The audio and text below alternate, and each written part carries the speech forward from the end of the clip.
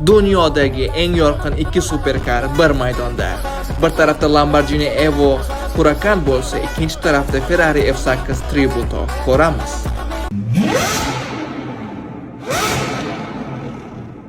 Lamborghini Huracan Evo Gallardoning merosi sifatida tug'ilgan Italiya superkari.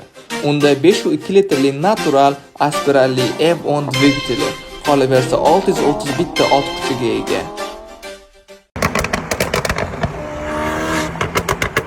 Ferrari F8 Tributo esa Ferrarining klassik zamonaviy usuli bo'lib, undagi 3.9 litrli twin turbo V8 dvigateli orqali 710 ta ot kuchi va 170 Nm moment beradi.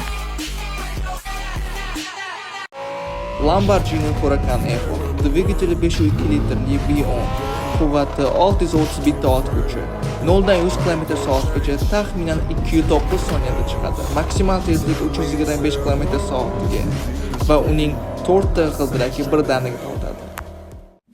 Ferrari F8 Tributo dvigateli 3.9 litrli twin turbo V8 ga teng, quvvati 710 ta ot kuchi, 0 dan 100 km/soatga taxminan 209 soniyada, maksimal tezligi esa taxminan 340 km/soat.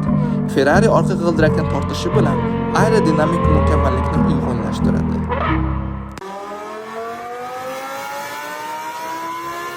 Shuni aytib o'tish joizki, 2020-2021 yillarda o'tkazilgan drag race testlarga ko'ra, Lamborghini Huracan Evo butun masofani 11.1 va 11.4 soniya atrofida yakunlagan.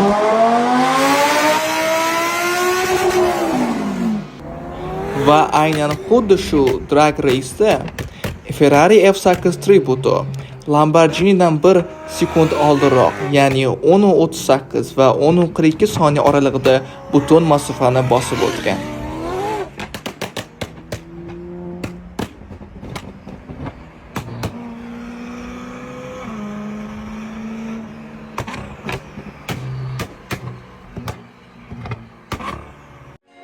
Eng muhim tarafi shundaki, Huracan Evo 4 g'ildirakdan tortish tizimi tufayli notekis yo'llarda ham ishonchli va barqaror yo'l sharoitida o'zini zo'r his qila oladi. Ekspertlarning fikriga ko'ra, Ferrari F8 Tributo asosan asfalt ustida tebranishlarni minimallashtirilgan mo'ljallangan superkar bo'lib, yo'l tashqarisida uning imkoniyatlari cheklangan. Lamborghini dizayni agressiv, keskin burchaklar, ular har bir qarashda yurakni tezlatadi. Ferrari esa silliq, elegant, sinchkov, aerodinamik chiziqlar va anatomik saloni bilan eksklyuzivlikni his qildiradi. Narxlarga keladigan bo'lsak, Lamborghini Huracan Evo hozirda 267 ming AQSh dollariga teng. Ferrari F8 Tributoning boshlang'ich narxi taxminan 300 ming AQSh dollariga teng bo'lib, hozirgi bozor qiymati taxminan 345 ming atrofida.